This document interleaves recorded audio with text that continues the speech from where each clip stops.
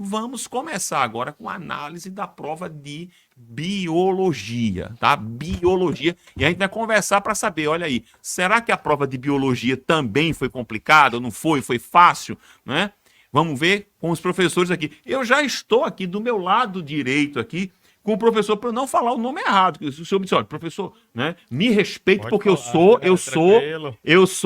eu tenho descendência Descendência, com certeza. chinesa. Chinesa. Chinesa. Chinesa. Sabe qual DNA importado, né? ele é conhecido como, literalmente aqui, China. E nós estamos com o professor aqui, Shen Xin. É isso? Xenxin, conhecido como professor China. Com o professor China. Maravilha. Professor, muito boa noite. Boa Prazer noite, estar nos boa noite a acompanhando todos, aqui boa noite, pelo espectadores. Terra. A minha pergunta inicial para o senhor é como é que foi a prova de biologia? A prova de biologia foi ruim, não foi ruim, foi tranquila, seguiu o padrão. A gente acabou de ver que química foi tranquilo, física também parece estar dentro dos parâmetros ainda, e biologia.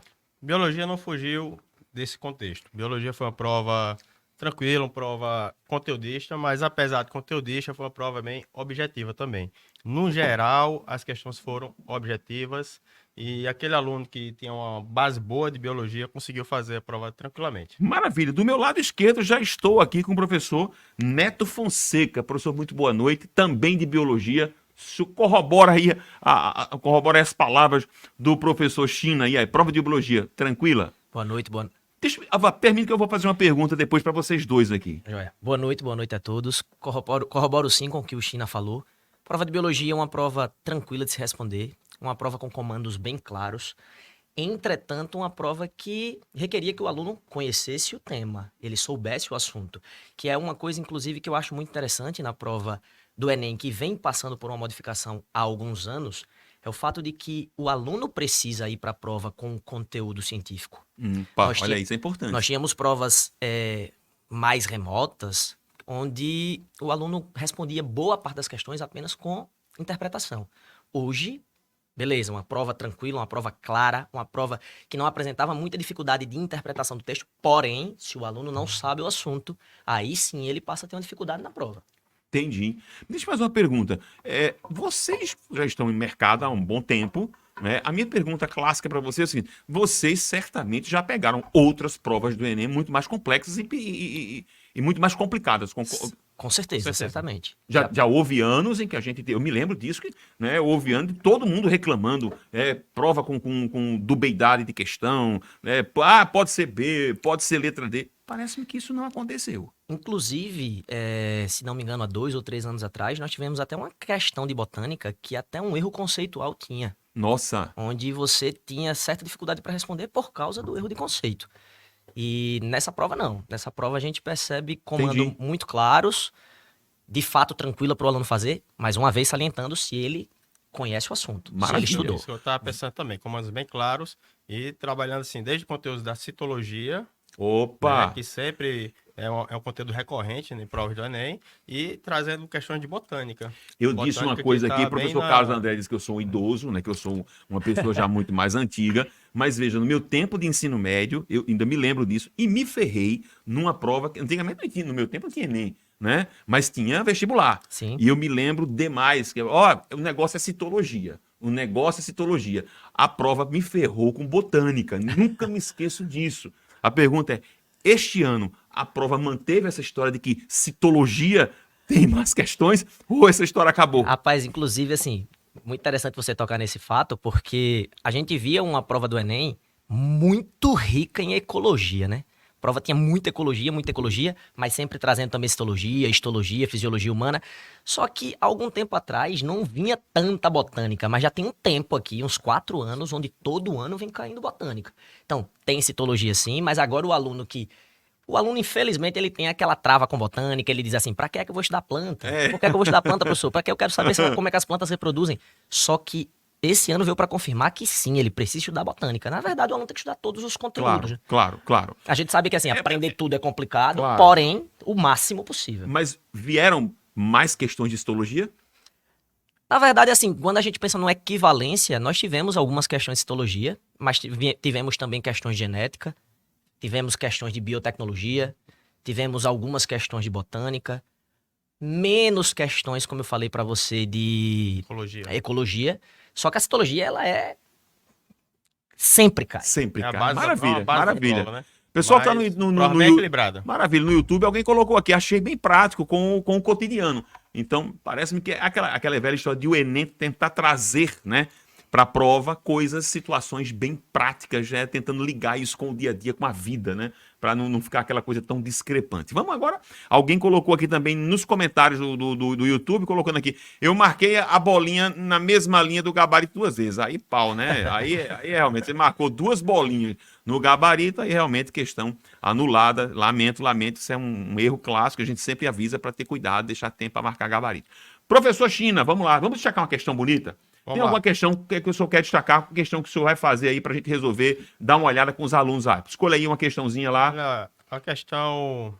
Podemos começar com... A gente tá falando de botânica, né? Questão 111. Questão 111, 111. estamos fazendo a prova amarela, não é isso? Prova amarela. Maravilha. Já temos alguma coisa de gabarito, já alguma coisa pronta? Quando começar a ter gabarito, vamos soltar o gabaritão na tela, por favor. Vamos colocar o gabarito grande na tela já, porque a gente já tem alguma coisa, né? Assim que vocês tiverem, podem cortar a transmissão, a gente vai começar a conversar um pouquinho aqui agora. Vamos fazer o seguinte, vamos colocar a questão 111 da prova amarela. Professor China, já está no ar? Opa, maravilha. Olha aí, pessoal. Gabaritão no ar. Tá todo prontão já?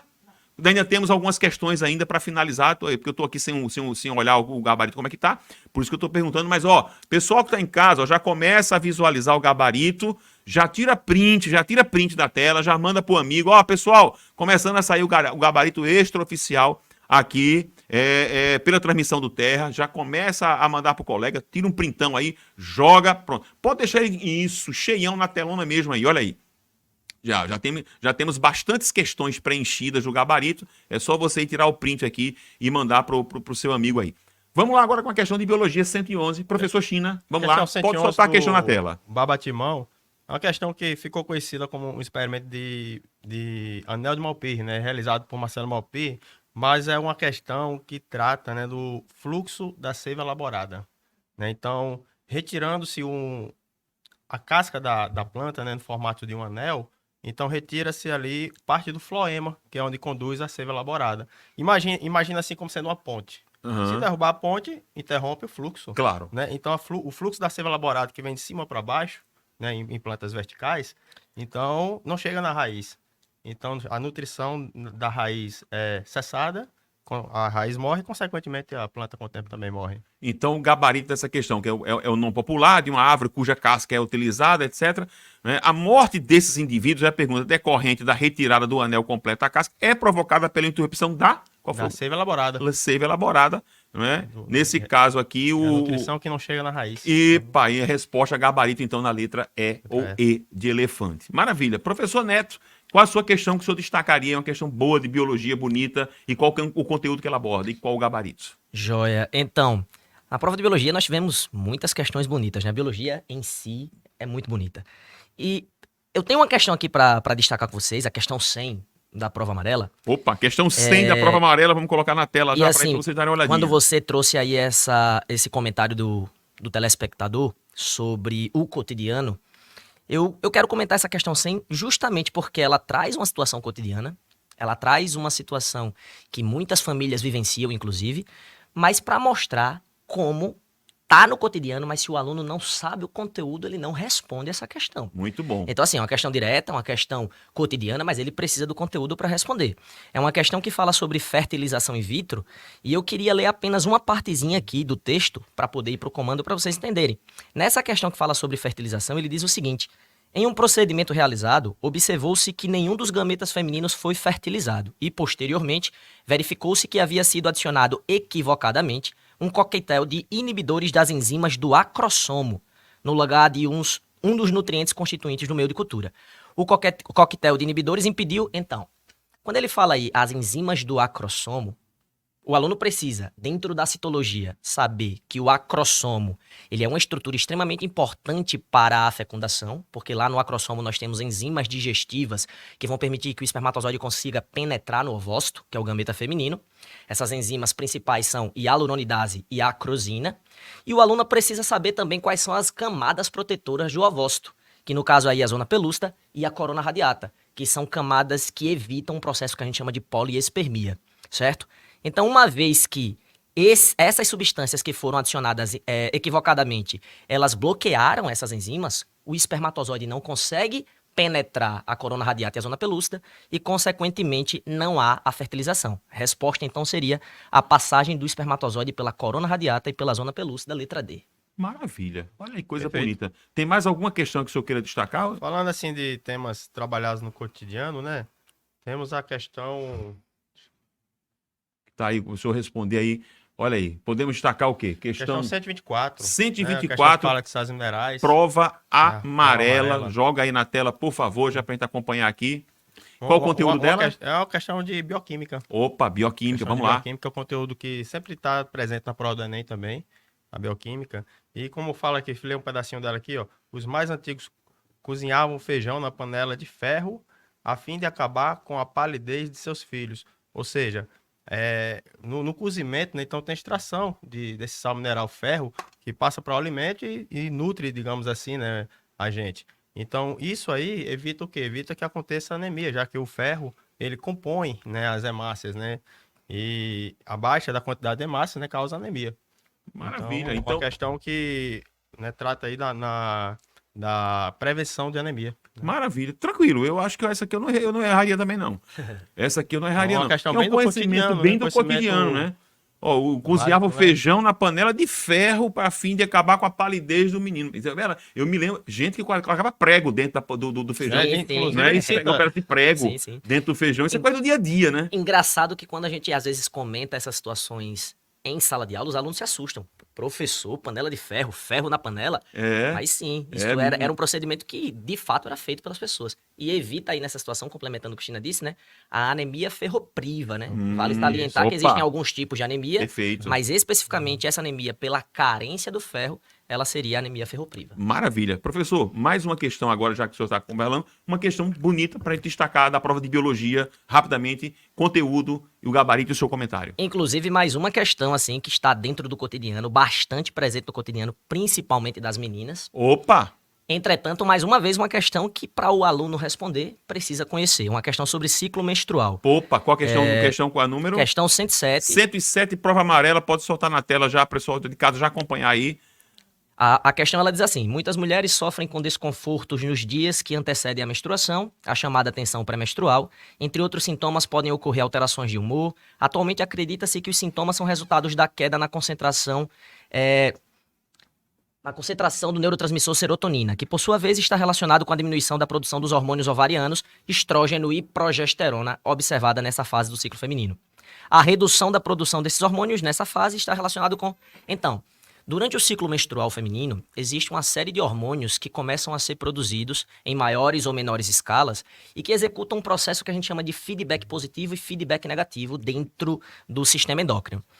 E 2 desses hormônios começam a ser produzidos quando os folículos ovarianos estão sendo amadurecidos e depois da ovulação.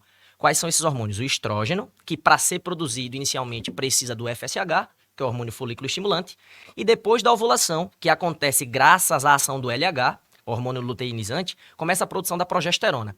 Esses 2 hormônios em conjunto, eles vão preparar o endométrio, que é uma camada interna do útero, para a nidação. Nidação é a implantação do embrião no endométrio para que a mulher, de fato, engravide. O que é que acontece? Quando esse corpo lúteo regride, a regressão desse corpo lúteo, ela causa a diminuição na quantidade de progesterona, a diminuição na quantidade de estrogênio, que é o que leva justamente à descamação do endométrio e, consequentemente, à menstruação. Então, a resposta dessa questão seria... Opa, joga a questão zona bonitona aí na tela. Vamos lá.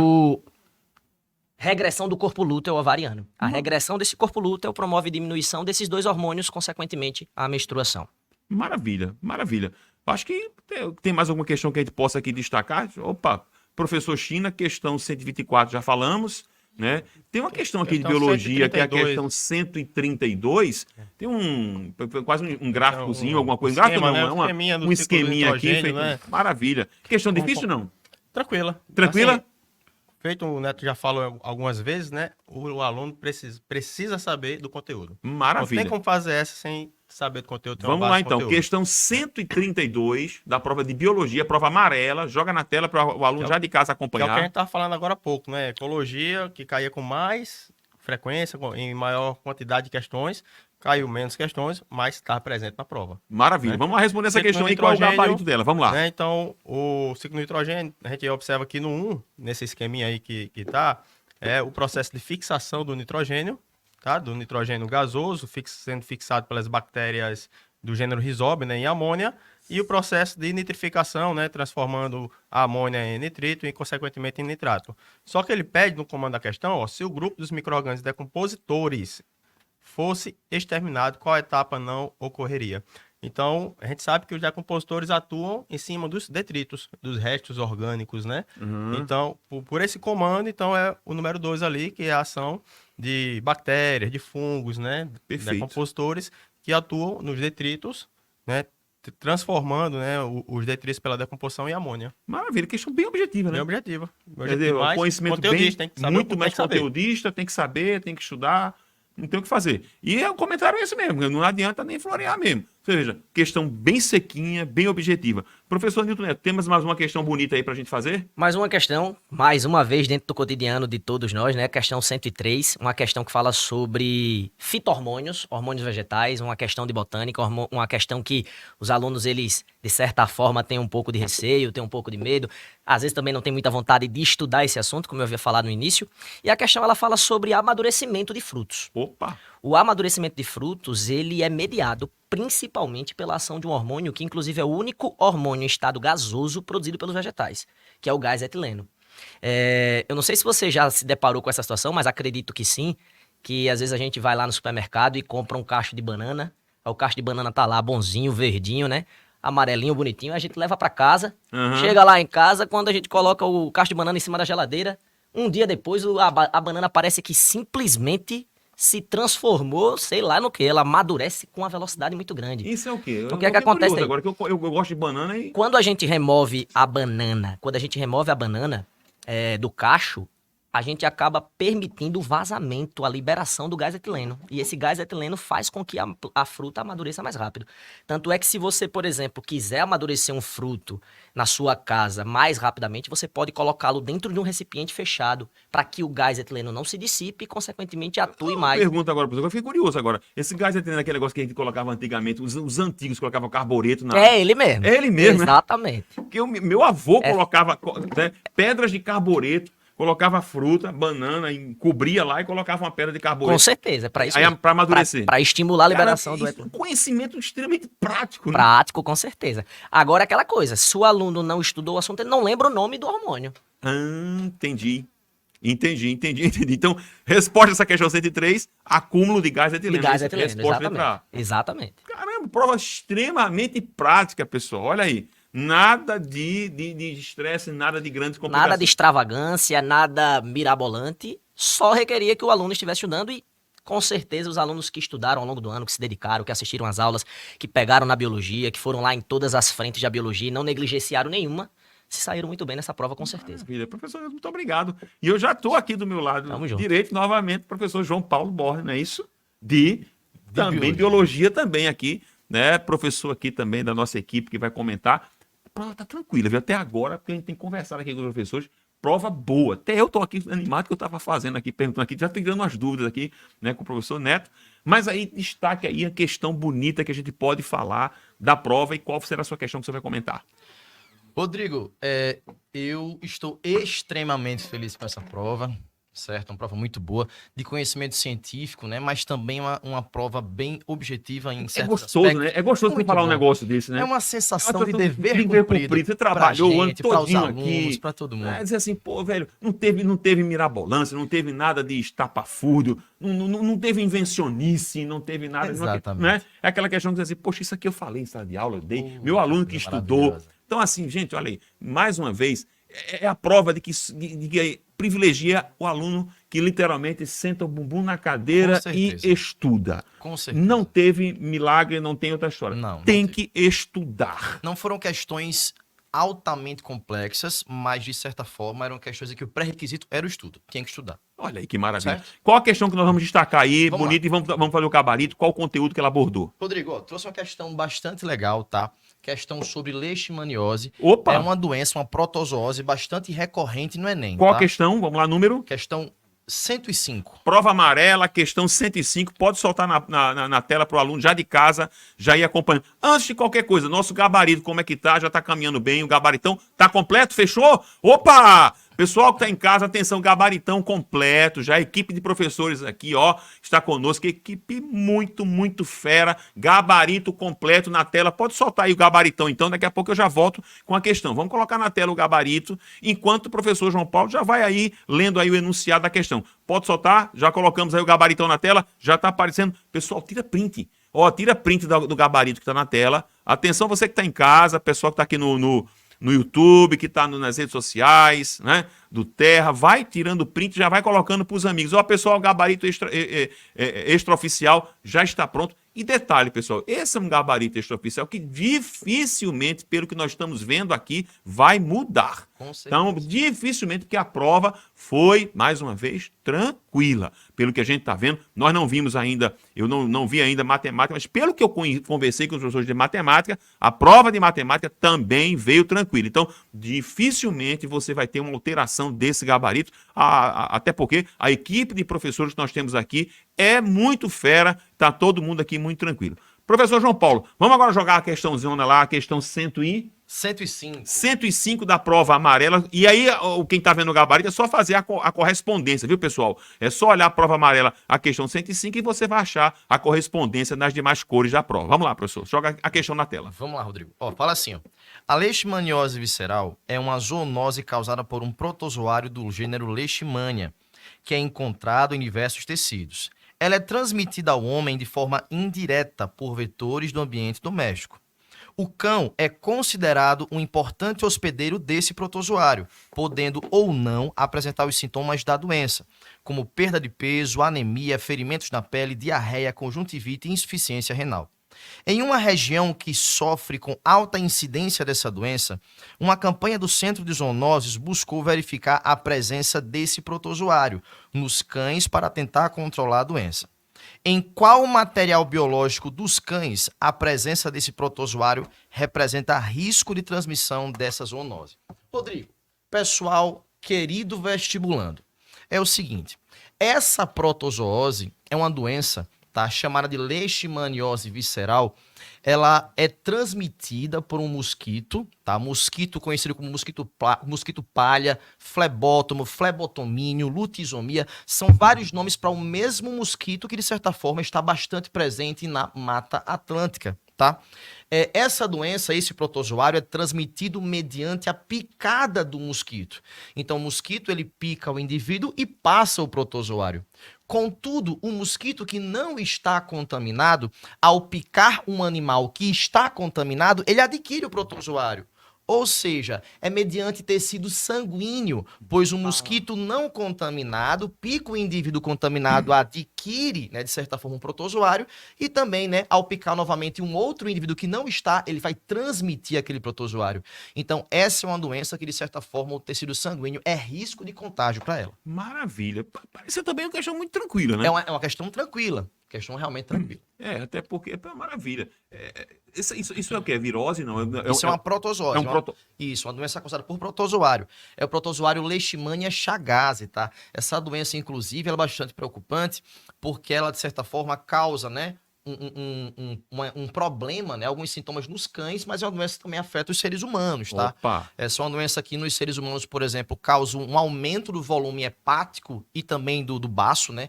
Esse aumento do fígado e do baço nós chamamos de hepatoesplenomegalia e causa também um acúmulo de fluidos sanguíneos na cavidade abdominal, chamado de ascite, né? Então é uma doença preocupante que, de certa forma, afeta tanto cães quanto humanos, e a transmissão ocorre mediante um mosquito chamado mosquito palha. Maravilha. Vamos a outra questão? Vamos embora. Questão bonita, vamos lá. Vamos para uma questão agora falando sobre síndrome de Down, Opa. Questão 120. Opa, maravilha. Vamos lá, Questão bastante interessante. Trissomia do 21, não é isso? Exatamente. Eu me lembro, viu? Biologia. Vamos lá, então. Vamos lá. Peraí. Fala assim, ó. Questão 121 na prova amarela. Pais com síndrome de Down. Aí fala assim. A síndrome de Down é uma alteração genética associada à trissomia do cromossomo 21. Ou seja, o indivíduo possui 3 cromossomos 21 e não um par, como é normal. Isso ocorre pela união de um gameta contendo um cromossomo 21 com um gameta possuidor de 2 cromossomos 21. Embora normalmente as mulheres com síndrome sejam estéreis, em 2008, no interior de São Paulo, uma delas deu à luz a uma menina sem a síndrome de Down. Sabendo disso, um jovem casal, ambos com essa síndrome, procuram um médico especialista para aconselhamento genético porque querem ter um bebê. O médico informa ao casal que, com relação ao cromossomo 21, os zigotos formados serão. Querido vestibulando, é o seguinte, nós temos 2 cromossomos 21, tá? Quando o indivíduo produz gametas, ele vai produzir gametas que apresentam apenas um cromossomo 21. Por quê? Porque esses 2 cromossomos 21, eles se separam na formação dos gametas. Então, nós temos células somáticas, que apresentam 2 cromossomos 21, mas que na formação dos nossos gametas, esses 2 cromossomos se separam, formando apenas gametas com um cromossomo. Contudo, uma pessoa que apresenta a síndrome de Down, ela apresenta 3 cromossomos 21. O que é que vai acontecer? Uma pessoa com 3 cromossomos 21 vai formar gametas que apresentam apenas um 21 e gametas que apresentam 2 21, certo? Então, pessoas com síndrome de Down vão produzir, tá, um gameta com um cromossomo 21 e gametas com 2 cromossomos 21. Aí o que vai acontecer? 2 pessoas com síndrome de Down, tá? Se um indivíduo produz um gameta com um cromossomo 21, tá? E outro produz outro gameta com um 21 também, quando ocorrer a fecundação, eu vou formar um zigoto com 2 cromossomos 21, que é uma situação normal. Beleza? Contudo, se uma pessoa com síndrome de Down produz, por exemplo, um espermatozoide com um 21 e uma mulher com Down produz um óvulo, né, com 2,21, ao formar um zigoto, eu vou formar um zigoto com 3,21, certo? Uma situação em que o indivíduo apresenta 3 cromossomos do mesmo tipo, nós chamamos isso de trissomia. A trissomia é possível nessa condição.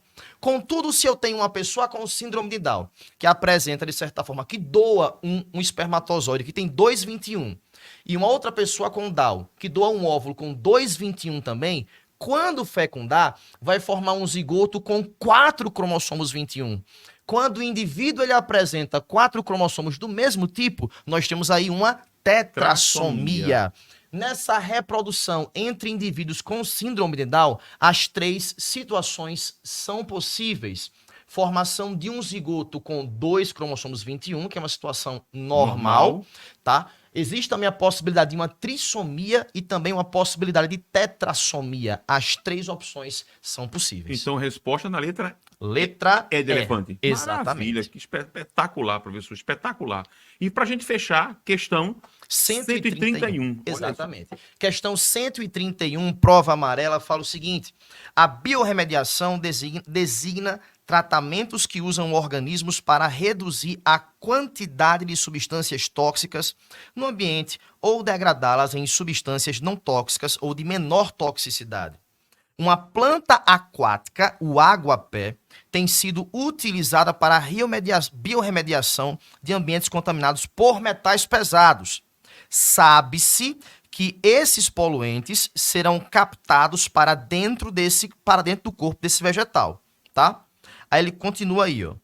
Dentro do corpo desse vegetal, esses contaminantes serão o quê? Eu fiquei curioso agora também. Aí vamos lá. Deixa eu só observar uma situação aqui.